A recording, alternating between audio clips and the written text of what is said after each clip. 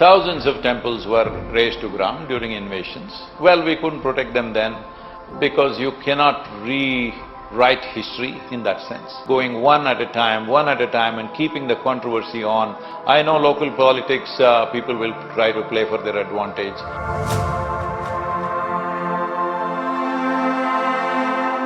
In India, there's a big chatter about what's happening at the Gyanvyapi Mosque, where there are two different kinds of contestations.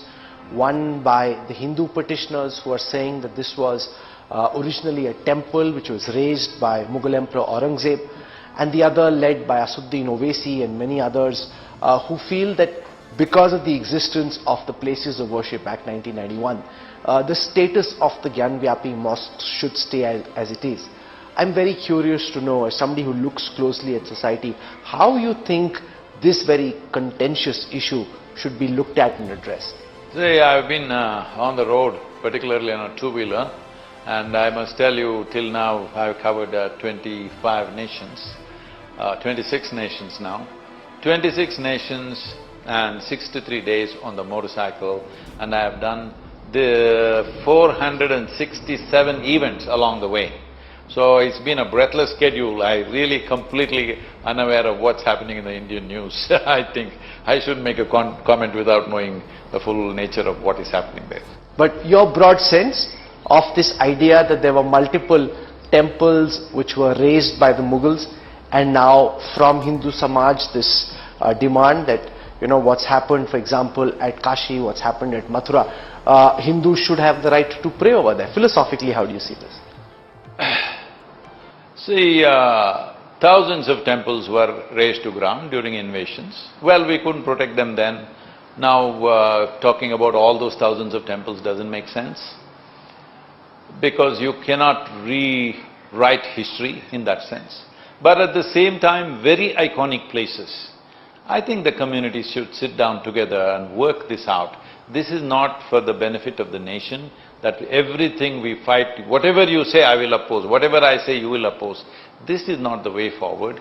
Some very iconic places, I think for once we should sit down and say, okay, these 2-3 sites, let's settle this.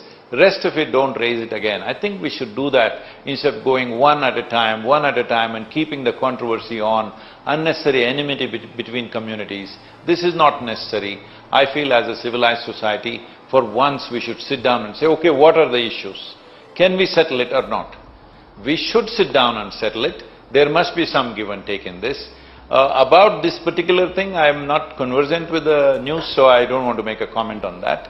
But I feel that will be a way forward for both the communities, above all for the nation. It's important.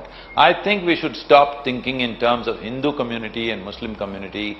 Right now, India is at a juncture where if we do the right things, we could be a significant nation in the world in terms of economy, in terms of political power, in every way. Nation could become a very significant force in the world.